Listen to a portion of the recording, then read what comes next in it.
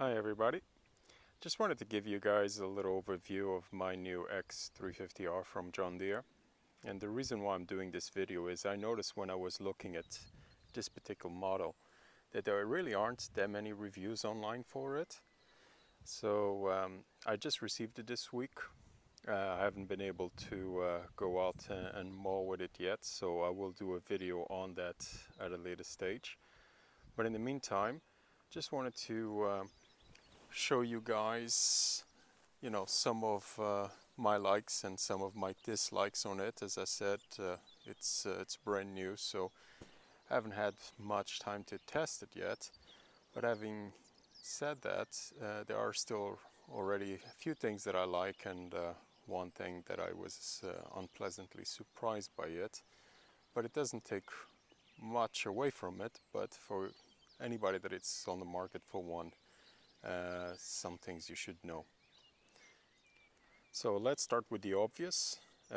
This is the 350 with the Kawasaki engine. I'll just open it here.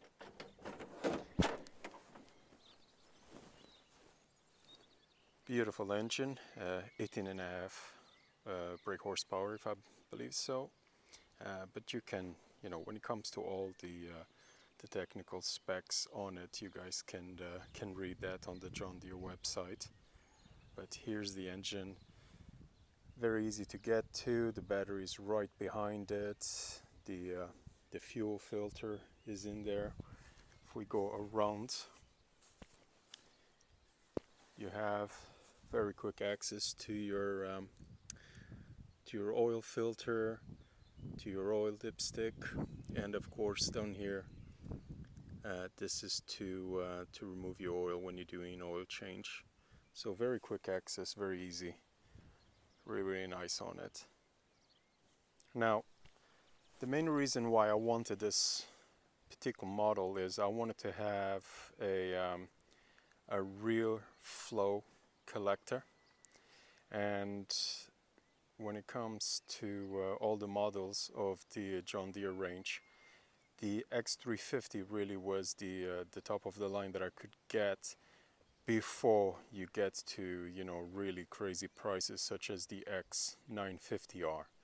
It's there's really nothing on the 5 series or the 7 series, so you either get this one or you go all the way to the 950, and as you guys know, that's quite an investment.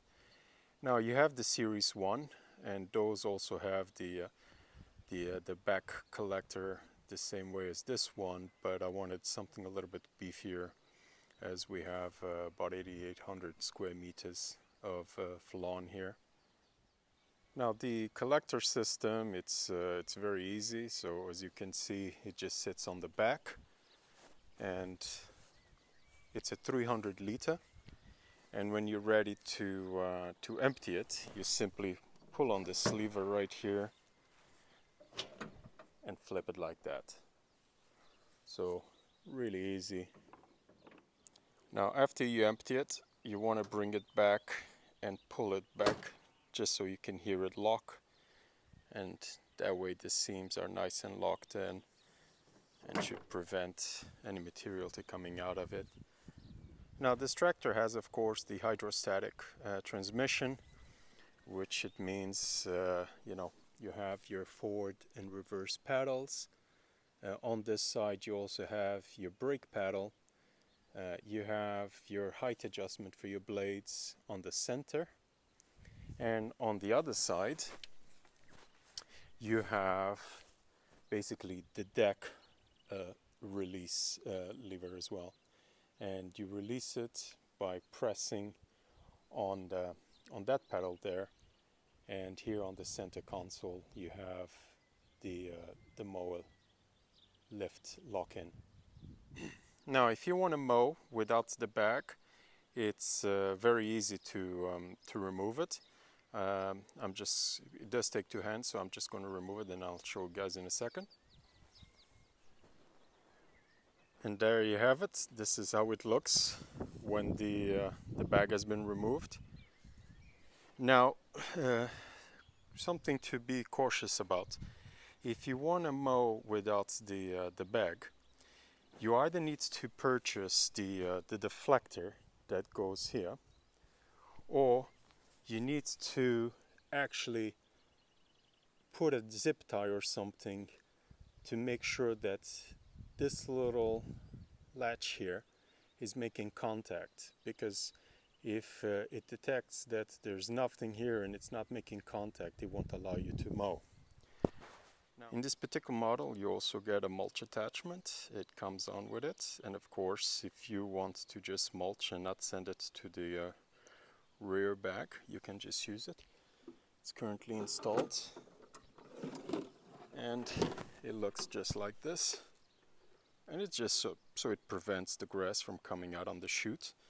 But again, if you're mulching, you need to have the bag still attached so that that latch right there makes contact, or as I said, just put something in, or you can use the deflector kit.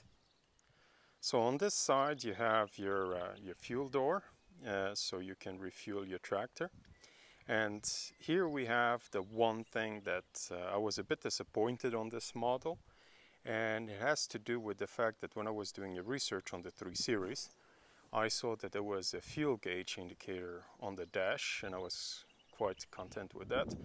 But then the day that I actually was purchasing this tractor, I realized that that does not apply for the 350. The 350 only has a low fuel indicator, so you don't know how much fuel your tractor has. That was annoying, because even on the most of the 1 Series, there is a little indicator for the fuel between the at the bottom there of the seat, and with this one you just have no idea. You just get a light when it's low on gas. The access to add gas is really nice. It's right here on the side. You simply open it up and you can fuel it. Now on the manual it says to look here to see your how much fuel you have, but really this is not really a good way of doing it. And I'll show you guys how it looks on the dash. So this is the dash view, and again, a lot of this is covered on the manual, but for you guys that are looking at it, so you have your choke, and that's a spring assist choke, so you just push it up once it's on, and once you let go it pushes back, so you don't have to worry about leaving a choke on. You have your throttle. You have your mower lift lock. The yellow button is so that you can keep the blades engaged when you reverse it. Now, I understand that is something because of especially some of the European laws that demands that when this is shipped, you have such a safety device there so that you cannot reverse with the blades on without you pressing a button. You can actually bypass that, and in all fairness, I don't have any small children or small dogs, so I will probably bypass that. My mechanic also tells me that if you constantly turn on and off the blades, it puts more stress on the belt, so perhaps a good idea for me to do that. On this side you have, of course, ignition. Down here you have your parking brake, you have your cruise control, so you just set whatever speed you're on, you press the button for the cruise control, and you don't need to keep pressing down on the accelerator. If you're doing a very long stretch, that's actually quite useful. And then you have the button to turn the blades on once the deck is down. So here's the view when you're cutting your grass. Actually, let me show you guys the dash now. So you simply turn the ignition and the dash comes on, and you'll see it.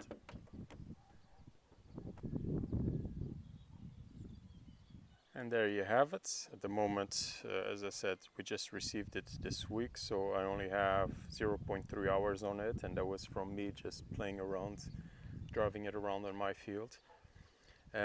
and the dash is very nice. As I said, the only thing, and this is the one disappointment that I really have with this model, is there is no fuel indicator, no fuel gauge. That's quite annoying. A tractor of this price really should have had one. It also makes it harder for us when we go in to cut the grass. You know, you don't know if you have enough fuel or not, so you always have to have some reserve in. But other than that, everything else I love about it. You know, I can't say that I have used it for long enough to put a you know, a proper spin on it. But so far, I really like what I see here, and I'll keep some updates on as I do my first few mows. I'll put a few more videos on my continuous experience and see if it continues to you know, to be as loved as it is right now. But so far, really happy.